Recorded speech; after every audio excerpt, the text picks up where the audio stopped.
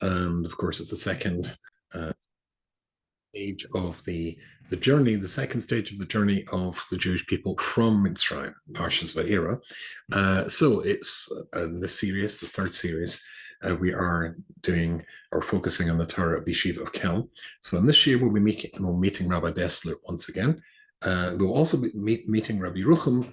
I keep referring to Rabbi Rucham. Rabbi Rucham, of course, as we know, was the great Talmud of Reb Simcha Zissel. And I've told you before that Reb Simcha Zissel's sefer was called Chochma V'Musar. Rabbi Yochanan called his sefer Das Chochma V'Musar, merely a commentary, merely an explanation of his Rebbe's great work. I think that is expression of his humility, but I don't think it's actually accurate. It's an independent work in its own right. But obviously, Rabbi Yochanan was the Talmud of Reb Simcha Zissel. His great Talmud, Rabbi Yerucham's great Talmud, and I incidentally I speak as somebody who's a Talmud of Rabbi Leib Gurvitz, the Rosh Yeshiva Gateshead, who also was a Talmud of Rabbi Yerucham. But I think Rosh Yeshiva would forgive me if I say that the great Talmud of Rabbi Yerucham was Reb Shlomo Wolbe. An equally brilliant mind and very, very difficult sefer to learn, in part because it's in modern Hebrew. But we're going to meet some of the Torah of Rav Shlomo Wolbe also in today's share. So let's start, as we normally do, with wishing a refuah shalem or dedications for the share for the usual four people whom we have been dedicating the share to and hoping for the refuah shalema for quite some considerable time. The little boy, Oriya Chaim Ben Chani Yehudis, who, as you remember, is waiting for a lung transplant.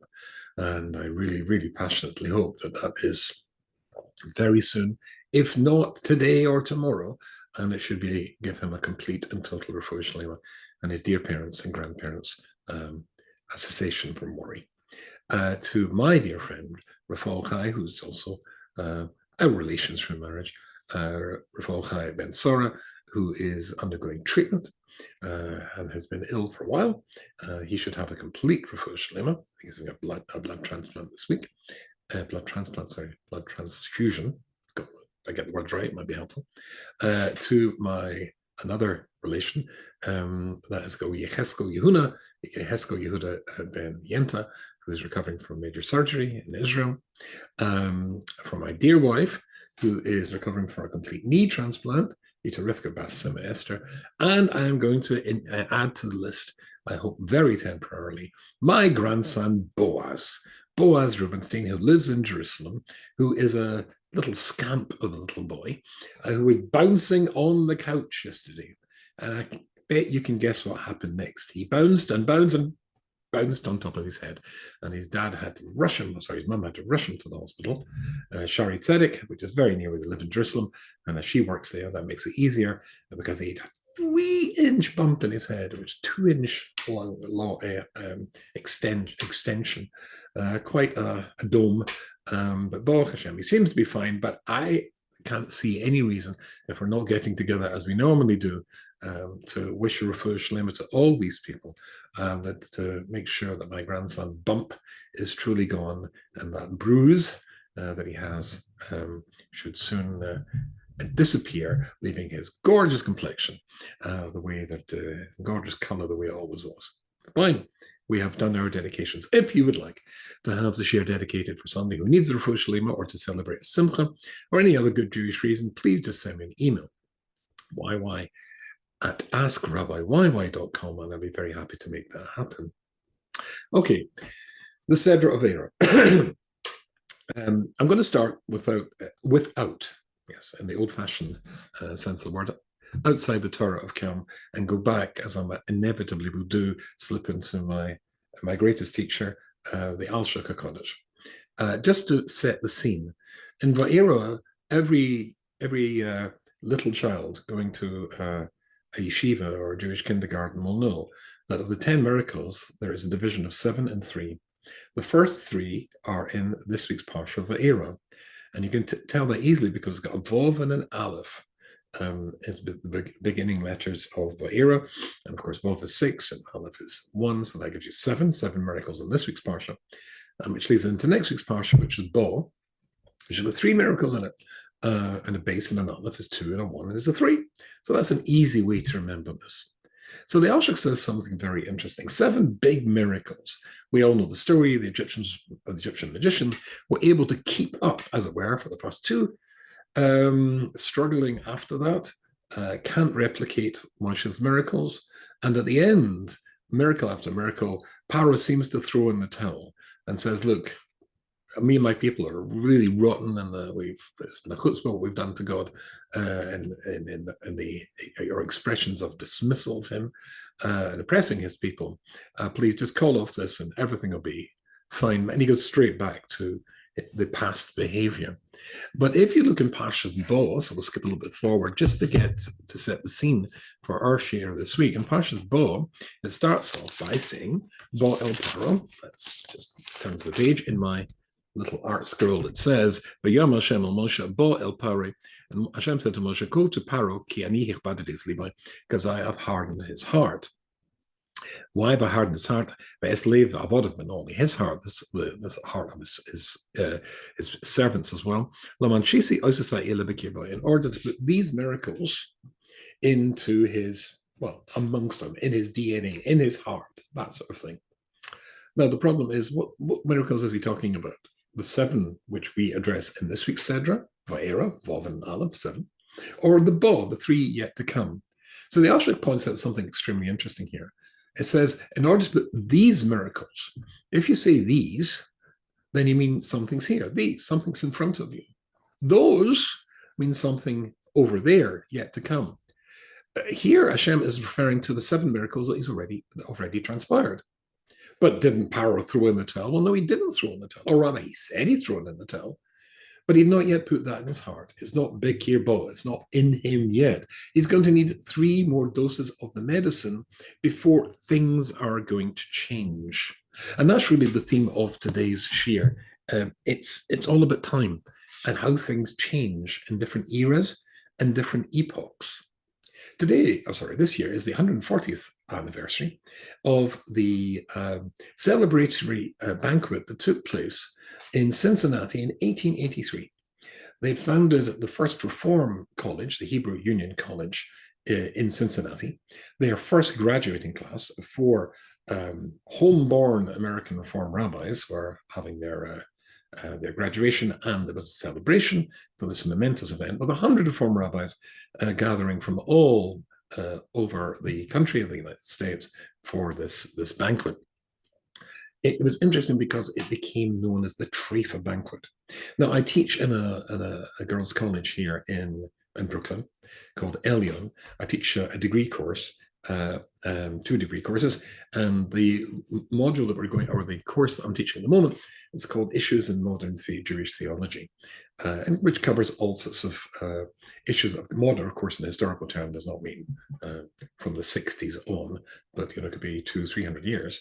But anyway, basically, we're talking about, in, let's say, from the 19th century, which is what we're covering, the 19th century, 20th century, 21st century, issues and conflicts in modern theology, Jewish theology, obviously Reform and Orthodox, Hasidic, non-Hasidic, Zionism, secular Zionism, etc. All these sorts of issues that are coming up. And I was teaching them about this because now we were talking, the name of the module was The Challenge of the American Exile. The Challenge of the American Exile, which of course is really quite unique. There was, of course, as you come to, in those days, as you sailed into New York Harbor, you passed the Statue of Liberty. On the Statue of Liberty is a poem. The plinth of the Statue of Liberty is the words of a poem. The poem is called The New Colossus. It was written by somebody called Emma Lazarus in 1883. And of course, you will be all familiar with the words of that poem. Give me your tired, your poor, huddled masses. How does it go? Huddled masses, a yearning to breathe free. And of course, Emma Lazarus was an assimilated Sephardi Jewish family, originally from Portuguese origins. Her Jewish, her Pintel Yid, as they call it, her Jewish spark was reignited by the massive anti-Semitic pogroms in Russia in 1881 after the assassination of the Tsar, which of course the Jews get blamed for. And anyway, so basically, she wrote this poem.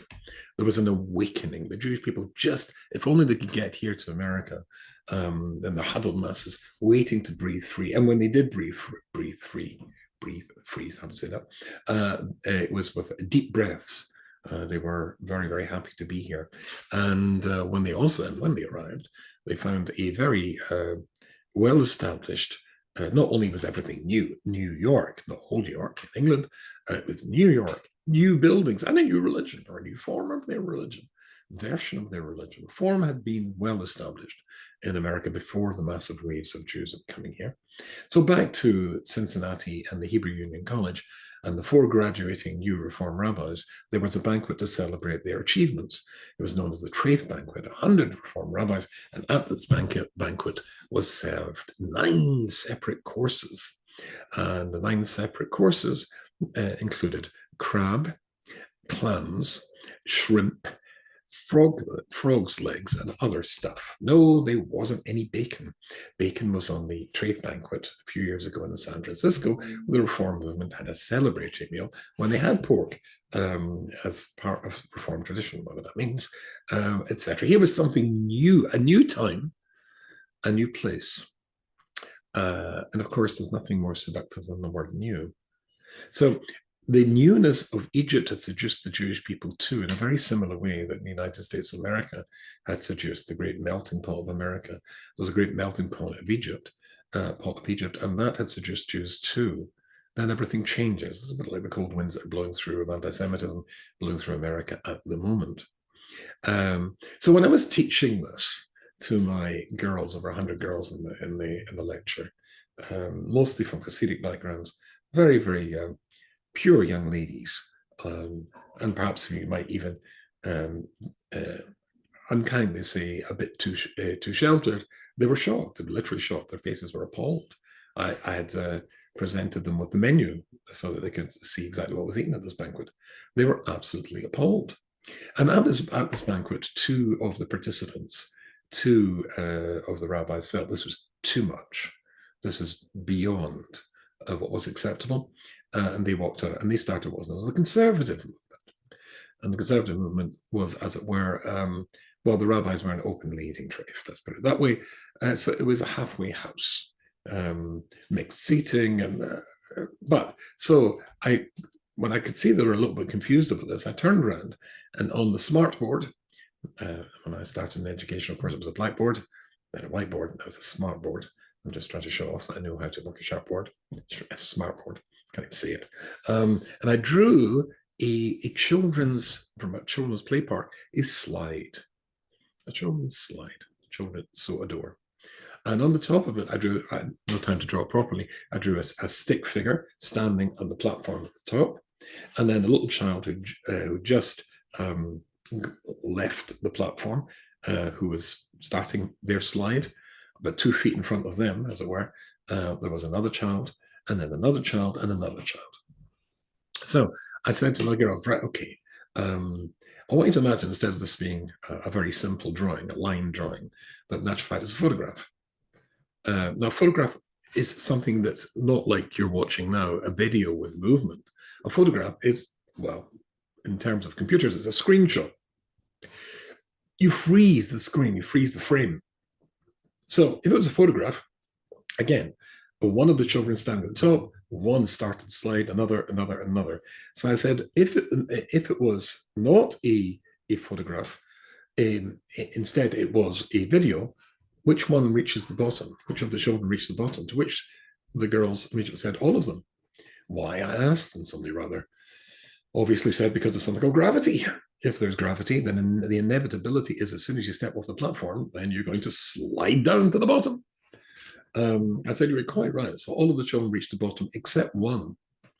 And then they looked again. Yes, the one who never left the platform at the top. Then he never got to the bottom. He was secure because gravity could not pull him down. But as soon as you leave that secure platform, inevitably you're going to get to the bottom. Now, looking at the photograph, then you see, oh, he's higher up. He's the conservative Jew, and the one below him is the Reconstructionist Jew, or the liberal Jew, or the Reform Jew, whatever it is. These are all simply moments before the inevitability of sliding to the very bottom, for the very simple reason you left the platform. If gravity is an inevitability and a force which you can't resist once you've left the platform, you're going to get to the bottom. The only ones who didn't get to the bottom were, of course, the one who stood at the top on the platform. Interesting that I then showed them a picture of the. Oh, and by the way, it was completely serendipitous that I drew 5 children with one standing at the top. The 4 who left the steady platform, the secure base, who got to the bottom, was reflective of the 4/5 who left the platform of the Jewish area of Goshen, where they were secure as Jews, and entered the melting pot of Egypt and simply became absorbed. And indeed, as I've said many, you've heard me say many times in the share before, when Rashi says that 4/5 died in the plague of darkness, the other opinion in the Medrash that he is quoting says, no, they didn't die. They chose to stay, and therefore would die, as Egyptians. They chose to stay as Egyptians. To be an Egyptian, even to be an Egyptian slave, was to them preferable to be a free man. So therefore, it was interesting that by completely without any conscious thought had drawn 4 going down, 1 stayed at the top. And then I showed them a video of the I think it was 2020. Yeah, 2020. The Siyum Hashas, which was organized for those in MetLife Stadium here in New Jersey, where 90,000, check it out online, 90,000 Jews had come to celebrate the fact that they had finished learning the whole of the Talmud in a cycle of 7 years, which, of course, Daf Yomi represents. And the joy and the simcha of these Jews in that achievement, these Jews who never left the platform. But along comes a time, and the time, as it were, erodes and absorbs Jews into it, sucks Jews into it, and it can be as many as 4/5. So, but that is the introduction, and we'll lead this into next week's share as well, because of the exact same theme. We can return to the theme of what we're looking at, and that is how time changes, and with it, well, enough of an introduction. Let's go straight to the point. Here is the cedar that I use. It's called Ash Yisrael, and it's with the commentary of the Vilna Gaon and one of his great Talmidim, Rabbi Yitzchak Maltzin. And he's commenting when it says, after the Ma'ariv prayer, you'll find it there, after the Ma'ariv prayer, when it's said Shema, it says, everything we said in Shema is correct, and we've got complete faith in Hashem, and that we are Israel, his people. But in Malachim, and he saves us from kings. Malkina Hagalim, Mikaf Kol Haritzim, saved us from rulers. Akel Hanifra Lono ben Israel, who stood up for us, perhaps a very good translation, in Egypt. Mashalom Gemula Kol Oivin Hashenim, paid back our enemies, did incredible wonders on our behalf, the miracles of the Exodus, etc. Who did miracles for us and brought revenge on Pharaoh. And this is what he says, and he's paraphrasing the Ramban's commentary at the end of Parshas Boy. But in the paraphrase, I think he's expanding on it a little bit. So rather than read to you the Ramban from Boy, I'm going to read to you what he says here. And I think you'll get where we're going here in the shir from what we say. So glasses off, eyes. And he says the following. Because the miracles of Egypt were multifaceted for several purposes. They had several ideas behind them. The first, the Kabbalah showed Israel. The first was to give kavod to a downtrodden people, to an oppressed people who had been abused and ridiculed, men made to do the easier woman's work, lighter work, appropriate for the physical abilities of a woman to do the harsher, most rigorous men's work. So now they were made to look like idiots. Of course, think of all the miracles of Egypt. Really, they were all slapstick. They were all making the Egyptians look like fools because they never affected the Jews. And in all of those, there was a distinction between Jews and the Egyptians. That's exactly the point. But based the second one, Enochim and Mipara al Gadol Rashai. So one was to, as it were, restore the dignity of the Jewish people, that which the Egyptians had tried to take away. And two was to punish Paro, particularly for his terrible behavior towards the Jewish people. The Gimel, Piercim ha'umas v'adeas hamitias, to teach to the world what was true. And this is really, I think, what we're going to concentrate on. V'yedayim k'ani Hashem, as the Pasuk says, and they will know, the world will know that I am God. And the world will know that I am God. So here he says the following thing. Kamosha Kosa Ramban, as the Ramban said, Ki Meizdor Enosh, from the generation of Enosh, we're just talking about grandson of Adam Arishan, and Nisbashu Habaumas Habora and Nishabadeas Shainas Metzias Habora. There was confusion. There was already amnesia, uncertainty, and confusion of exactly the nature of what God was. And as time progressed, that confusion and that amnesia became far more acute and far more exaggerated. And he says, and did God's control of the world, how did that work? And what he could do in the world, and of course the idea of prophecy. However, through the miracles that God did in Egypt, that confusion, that lack of clarity was settled once and for all, that there was established that there was a God in the world. And all the competing ideas fell by the wayside. That needs a little bit of clarification, but I'll offer that in a second. Shall have philosophy. And indeed, also, there was confusion afterwards from the great philosophers of the time, and certainly going after the period where idolatry ended, and then the Greek exile then took over, and the Greek world took over, even after Greece passed, when now Judaism was challenged from a philosophical perspective, Aristotelian and Socrates, and so on and so forth. Question of Yoda Mitzrayim K'nei Hashem? No, but they will know. So philosophy would also fall by the wayside because they already know that I'm God. And these three things you can see, and that was the purpose of the Exodus from Egypt. When the Pasuk says, who does, and we say in our prayers here, who did for us miracles, the prayer I just read before, it was for us and to elevate us from being downtrodden and the ones that were laughed at, the ones who actually were laughing at them, or able to laugh at them, I should say. And then the fact that Paro, and he did miracles to Paro, again, it's from our prayer that we say every night in Mariv, Al Roiv Rashoy, he was punished for that. Al Shlishi, he did miracles in the land of Ham, the progenitor of Mitzrayim was Ham, because they were always the greatest opponents to every belief, every Jewish belief. Belief in one God, belief in God's presence in the world, his observation of the world, his intervention in the world. All that was settled once and for all. So the purpose of Yetzias Mitzrayim was an epoch establishing, an epoch changing event. Time was going to change, and it's going to need something big in order to change time, or change the times that people are in, that people are going to start to listen to a new perspective, because for time to change, it takes something. So let's move over to Rosh Hashanah.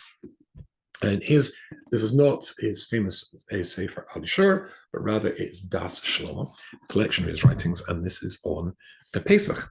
Now, it's in his introduction. Now, this I keep going over this, and the more I do, the more I get excited. I just spotted this morning in shul, after Daphne, I got a quick look, and I saw something which I hadn't, just never struck me in my life before. That times come along which affect the Jewish people, like the Exodus from Egypt. a time, of course, we call it Zman Cherusenu, our time of our freedom.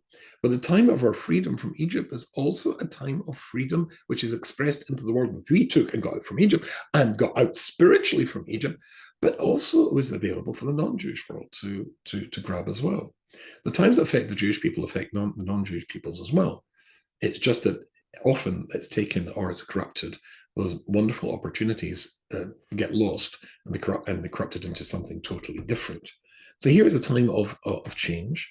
And of course, we know that hundreds of thousands of Egyptians chased after the Jews in order to join us in the Exodus as well. So there was that freedom that they wanted to hitch a ride with as well. And that's, again, an idea which repeats itself, but let me read. He quotes Rabbi Dessler.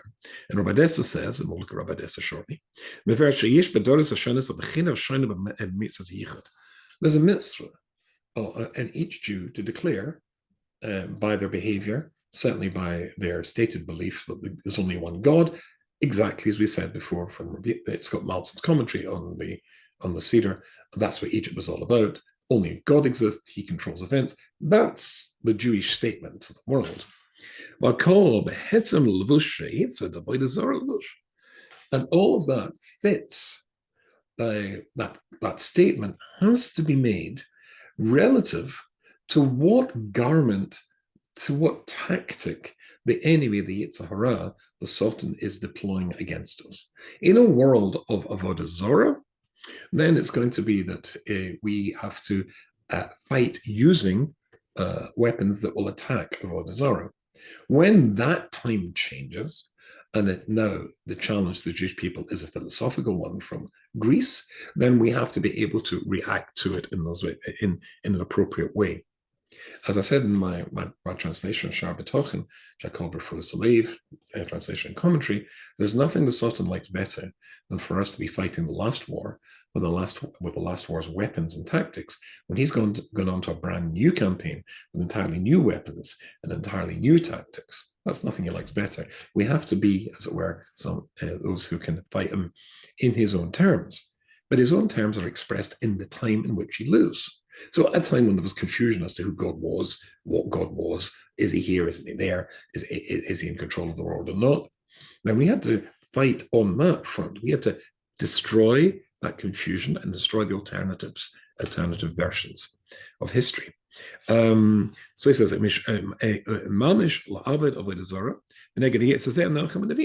so who fought against the Avodah Zarah in its time? That was the prophets. Our prophets fought against and were able to, as it were, replicate and challenge with the same weapons or similar weapons the trickery or the miracles that the Egyptians indeed could do. So when that time changed and he cast off that set of clothes and puts on a new suit, the suit of the philosopher, then we have to be able to fight on those terms as well. So then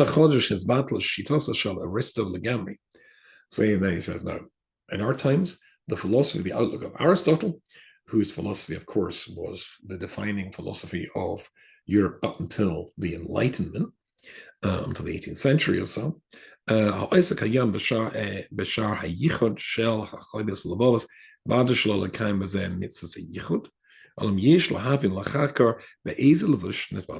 if that's gone, our duty is to say, well, what's the battle today?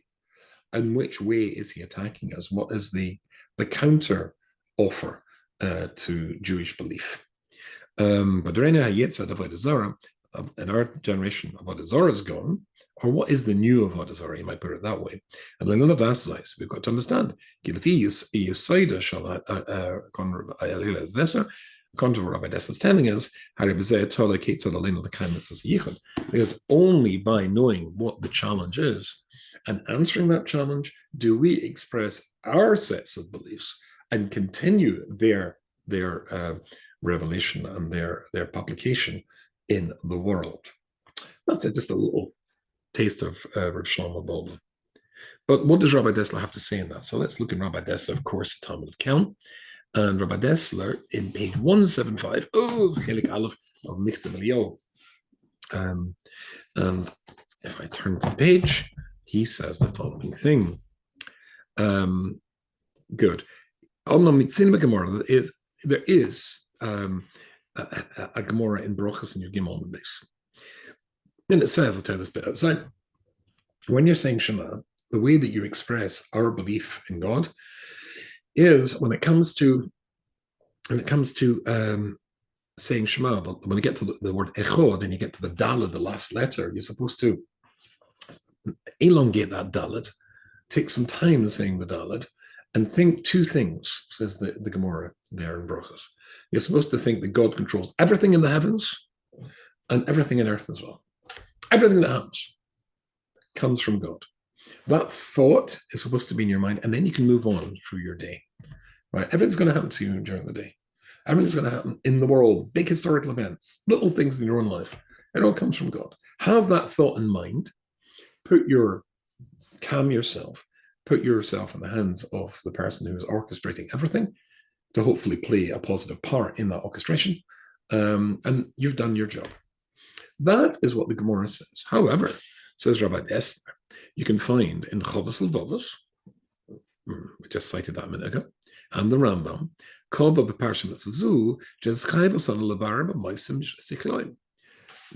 both say no, that instead of just simply believing that God exists, you have to be able to intellectually prove it. You have to be able to philosophically prove it. So we've got two contradictions here. According to the Rambam, according to the Chovos Levavos, and many others, the obligation to display and to propagate belief in God is done by simply a complete and total submission to God, by being a believer and maybe an exemplar of that belief. No, says the Rambam in the Chovos Levavos, you've got to be able to, as it says in Pirkei Avos, you've got to be able to argue and prove it. So which one is it? So Rabbi Desta says that, and here's the point that Shlomo Volva was echoing, that, and I'll read this one too, Amalek who is the Sultan? Amalek, Goliath. Samuel, who's Samuel? He is the angel Samuel. Who Malach Movis? He's the angel called the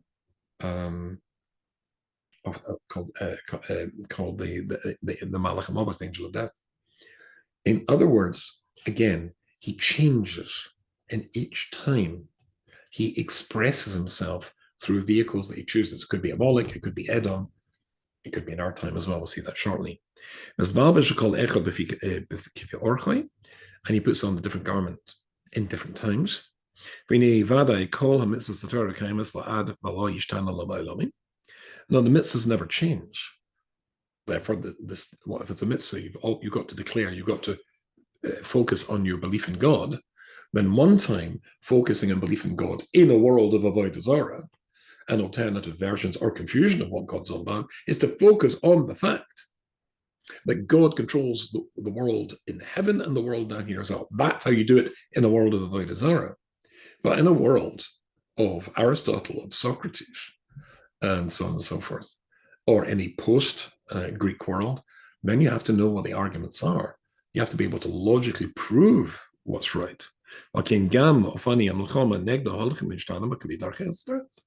it's got to be the case that each and every single time that the Jewish people are come into the world, because each generation is unique to its time, then they are equipped for the battle they are going to face, but it's going to be a different battle because the Sultan is always changing himself. So he points in the direction of the Rambam, when the Rambam explains exactly how Avodah Zarah started, and then that time changed, and then after that, it moves on to a different time, just the same, pursuing the same thing. But we'll come back to that idea shortly. Yeah, okay. So the obvious question is, what is the challenges of our time? So let me go back to my lecture to my Hasidic girls. They're not all Hasidic, but very, very religious girls. When I said to them, in each time Jews get lost or seduced by the new thing, will call themselves rabbis and eat frogs' legs, crabs, shrimps, oysters, etc. It's easy to see those who've left the platform of the children's slide in the children's play park who got to the bottom. But the person I mentioned almost triumphantly, and indeed, and the Siyum Hashas was indeed a triumph. And in watching that video, I must admit, I had tears streaming down my eyes. I was so proud to belong. But the Sultan is very clever. He wants to get in there as well. Did the unique exile of America affect Jews negatively in our world, in the Orthodox world as well, in the ultra-Orthodox world, although ultra is a pejorative term, in the Haredi world as well? I asked the girls, and everybody put up a hand. And everybody did the exact same answer, yes. And then I said, how? And again, everybody did the exact same answer. And the answer was materially. The over exposure to great wealth was an extremely seductive thing and a corruptive thing for Orthodox Jews as well. Something which the Gedolim throughout the ages have warned us about. When Yaakov confronts Esav, I think we visited this not too long ago, and Esav says, what's all this stuff you've got? This is not to be. This world's not for you. You were given that world. I'm supposed to get all that stuff. And what was Yaakov's reaction? Have it. It's all yours. No, I insist you take the cattle, you take the sheep. No. And that's right. And we visited not too long ago a beautiful idea from the great Rabbi of Avrish, the Bas Ayin, in the Sefer Bas Ayin, in which he said, the Pasuk says, Lev Chachomim Yamin, Lev Ksil L'Smol. The heart of the Chacham is to the right, and the heart of the fool is to the left. And he said, and if you can picture a whole list of the Aleph base, so they're all in order, Aleph base, Gimel, Dalet, Hey, Vav. If you take the letter Kof, right, Lamed, and base, what's to the right of a base is a Gimel. And what's to the right of a Lamed is a Mem. Am I getting this right? We're getting this wrong. Sorry. Oops. This is because I'm seeing it backwards on the screen. Sorry. Do that again. Aleph Beis Gimel, right? So if we see here a Lev, so I'm looking at a Lamed. What's to the left of a Lamed? A Mem.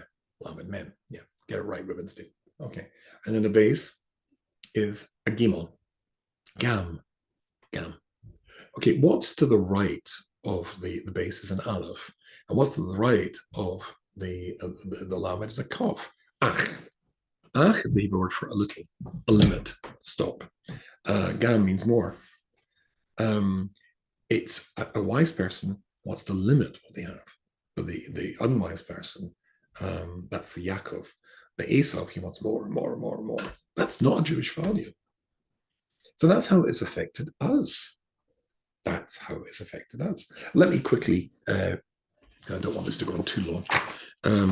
Rabbi Dessler says the following thing. And this is at the end of that lesson we started off with.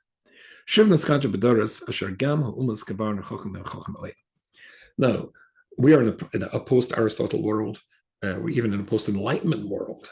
Because in the Enlightenment, people were still looking for the truth and how God worked in the world, even if now science was starting to emerge, empirical proof was starting to emerge, something Aristotle had little time for. And people were living at a time when nobody's looking at all at spiritual things and thinking, it's just what this world has to offer. They want more and more, more and more. Gam. That's the challenge of our time. And our time, the world is, or the Sultan's, the clothes he's wearing is atheism, agnosticism, materialism, hedonism. That's all good. Forget all this religious stuff. Religious people are mental. They're all lunatics, right? Or as Jean-Paul Sartre, the famous French philosopher, existentialist, said, the modern man has a God-shaped hole in him.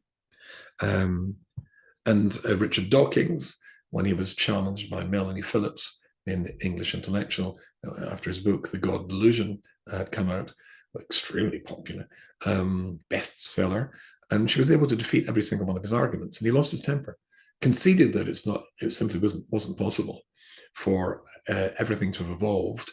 It had to have been started. It couldn't have spontaneously evolved. But then he lost his temper and said, don't say God. Don't say God. He was willing to concede that UFOs came from another galaxy and seeded life on the planet, but don't say God. So why was he happy with little green men, but he wasn't happy with God? Because God's got expectations. If you believe in God, you're right back to where we started at the beginning in the commentary of the Seir Yitzchak, quoting the Ramban, because he sees this Ram show that God exists and controls events in the world. And if he does, he's got expectations of you. Little green men went to another planet to seed that one. So you get very angry with this. So listen to Rabbi Dessler says, Assaulting masses, Labini Odom, Azaz is a Ruchnias, the Gamri. They do about Lamazek, call Imi Nafshe. Bias as Batnehem, Elehem, Badarasam, Chizak Mashkanehem. And to quote the Chavos Lavavos, they've made their gods their stomachs, and their temples are their houses, to make them more beautiful and more beautiful. So therefore, what is our response to that? To go in the opposite direction, from the more and more and more, to go to the basic amount, the basic minimum. There's a famous lady, she's a tzedekah, I can't remember her name, but she was known as a tzedekah, as a holy woman, an old lady on her deathbed, surrounded by her family. It's one of my favorite stories. Because we know that when somebody gives a blessing and their final breath, it's imbued with holiness, Ruach HaKodesh. And they said, Boba, Grandma, give us a blessing. And her blessing to them was considered. You should never be rich. Now, she didn't say you should be poor, but you should never be rich. Be happy with a little. And that's, says Rabbi Dess, this is the time now. There are other times, but that's the challenge of this time, of these times. And Roshon Volba goes into far more detail, which I'd like to come back to in weeks to come. But just to make this real, and maybe too real, I have to warn you, I'm going to read to you a letter from the Lubavitcher Rebbe. Again, that's very, very far from Kelm, but I don't know what your particular attractions are to Hasidus or to non-Hasidic sources. So I'm going to quote you from Ramosha Feinstein too, and I'm going to quote you from Baron Kotler. Listen to this. This is the words of the Lubavitcher Rebbe in a letter which he wrote on November 24th, 1954. Your father has conveyed to me your inquiry as to what my attitude would be to the idea of you going to college. Incidentally, I was pleased to know that you're in an environment where the idea of going to college has met with surprise. And I'm somewhat surprised myself that you did not fully share the same attitude as that of your environment. Ooh, that's quite a... Anyway, it's surely unnecessary to explain to you at length that every Jew and Jewess, young and old, has a purpose and task to accomplish in his or her life. The task, broadly speaking, is to illuminate the world with Ner Mitzvah, the Torah, or in everyday life, which is what Rabbi Dessler is talking about, and the Rambam is talking about. There's a mitzvah to express God in the world. That's what he's talking about. After so many Jews lost their lives in recent years, among them the very best and choicest of our people, obviously he's talking about the Holocaust, 1954, not too long afterwards, the responsibility of those whom God in his mercy has spared has increased manyfold. It is therefore more obvious than ever that no Jew has a right to give up his time, and even more so his heart and mind, to matters which not only do not help, but are very likely to hinder in the fulfillment of your sacred task and purpose. One of these matters would be to spend several years in college, especially in a college environment. Well, it's true that in recent years, in certain colleges, especially in New York, there are groups of Orthodox Jewish students, young men and women, and may God help them to come out of it unharmed. You getting this? At any rate, no, not worse than they were when they went into college. We have a rule not to rely on miracles. Wow, this is so strong. It's certain, however, that college will not help fulfill the true and inner desire of the Jew to carry out his above-mentioned task and purpose in life, so that even at best it would be an irretrievable loss of time and energy. And then he concludes by saying, it is therefore my sincere hope that you will discard this idea, and do so not only because, as you told your father, you wish to be guided by me, but also because you'll recognize the idea does not represent your own true thinking and desire. He carries on for another few lines. But let me read to you about Moshe Feinstein. So let's go into the literature world. Nan's College in Tshuva in 1978. There he reiterates that everyone has an obligation to become great in Torah. We should not care so much about Cadillacs, and that learning Teslas, we should say today, and that learning Torah is what we should be pursuing, not secular stuff. He says in America, you do not need college to make a parnasa, to make a livelihood. And we should be willing to live on little, not a lot, for the sake of Torah. For the sake of Torah. A little. He's not saying be poor, but to want a degree and another degree, to want another qualification, to want another lifestyle change that will take away from your Torah and your basic core mission as a Jew, as a religious Jew, in order to increase the materialism. That's you being affected by the materialism of this world. And there's a tape upon available in many Sorim stores. It's called The Prohibition to Learn in Colleges, which contains addresses by Moshe Feinstein and Rabbi Aaron Kotler. Now, I know there, of course, were many exceptions made to this rule. However, and you'll find other rabbis who say different things, I'm sure. But just, it's easy to condemn the four who left the platform. It's obvious how they're going to fall. But there's other ways to slip off the platform. You can fall backwards too. You can take retrograde steps. And you can go down far more slowly if you go down the steps. You've got to stay on the top of the platform. And then each time there's a challenge which will knock you off that platform, that plinth with a statue on top, perhaps, given you're tired, you're weary, those yearning to be free. We shouldn't yearn to be too free. We should try to be free of the effects of the time that we live in, which can be a repetition of what happened to the Jews in Egypt, or happened to the Jews in the Enlightenment, or when socialism came along, or feminism came along, or nationalism came along. We've got to be immune to the times that we live in by being aware of what the message that the times we're living in sells, where that message comes from, and what the antidote to the message is. I shall see you all again next week.